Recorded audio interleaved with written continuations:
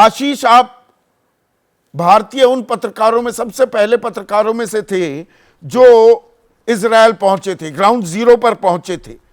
तो आज की तारीख में अगर भारतीय दर्शकों को आप सेंस दें, जब आप वहां पहुंचे थे तब से आज तक हालात और बिगड़ते जा रहे हैं, रायता और फैल रहा है, या सुधार की तरफ हम अब कुछ संकेत देखने लगे हैं, या एक ठहराव है, मालूम नहीं कल क्या होगा?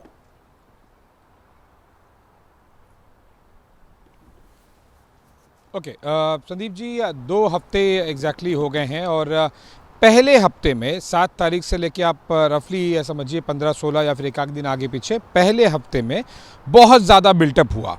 उसके बाद में फिर अचानक से एक जिसे कहते हैं ना कि स्थिरता आ गई है। उसके बाद में एक जो अल आइली अरब बाप्टिस्ट अस्पताल पर अटैक के बाद 3-4 दिन पहले फिर एक नया पीक आया और फिर पलड़ा थोड़ा सा पलटना चालू हुआ। तो ऐसे में अब तक 3 फेजेस देख चुके हैं पिछले 2 हफ्ते में। पहले बिल्टअप इजरायली फोर्सेस का रिटेलिएशन के लिए पीक पर गया हफ्ते में, फिर उसके बाद में एक स्थिरता सी आई, फिर थोड़ा पलड़ा जो है वो पलट गया अस्पताल पर अटैक के बाद। लेकिन अब फिर से वो ग्राफ अब बढ़ रहा है। इजरायली फोर्सेस अब पिछले 48 घंटों से उन्होंने एक रिन्यूड अटैक जिसे कहते हैं वो कर दिया है। लेकिन अब इतना आसान है नहीं।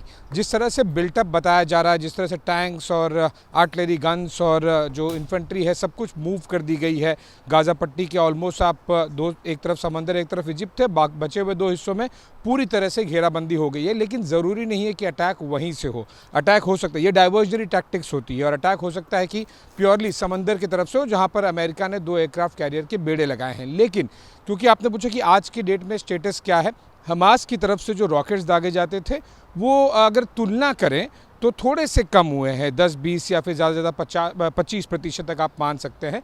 जब से डिप्लोमेसी वाला फैक्टर, जब से ग्लोबल पॉलिटिक्स वाला फैक्टर जो कि पिछले 4 दिनों से एंट्री किया है, पहले ये प्योर मिलिट्री और अग्रेशन वाले फैक्टर्स और डोमेन्स में चल रहा था।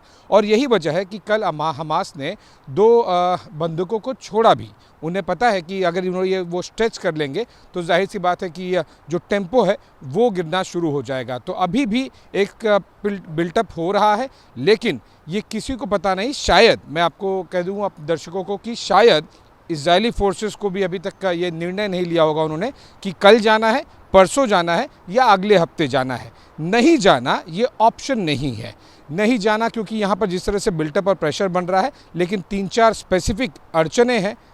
एक तो बंधकों को लेकर, दूसरा जो विदेशी बंधक हैं विशेष तौर पर इजराइल के अलावा, उनके नेताओं का जब यहाँ पे आना सिलसिला शुरू हुआ, फ़ोन पर बातचीत हुई, तो फिर जाहिर सी बात है कि ग्लोबल प्रेशर नेतन्याहू पे और इजरायली सरकार पर है।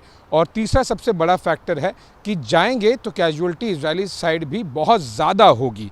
और इसी वजह से, इन्हीं 3-4 फैक्टर्स की वजह से ये अग्रेशन अभी हमें कल होगा, परसों होगा, जो कि हफ्ते भर पहले ऐसा लग रहा था कि अगले कुछ घंटों में हो जाएगा, लेकिन वो अब बिल्टअप पिकअप है। जैसे ही घड़ी का काटा दोपहर 2:30 पे आए, बबीता जी का दिल सास बहू साजिश के लिए मचल जाए। और ये है इनकी बहू, पूरे दिन ऑफिस की टेंशन हो जाए गॉन जब ये करें अपना फेवरेट शो फ्री टाइम पे ऑन। इनकी तरह आप भी देखें अपना फेवरेट शो अपने टाइम पर और डाउनलोड कीजिए एबीपी लाइव ऐप अपने स्मार्ट टीवी पर।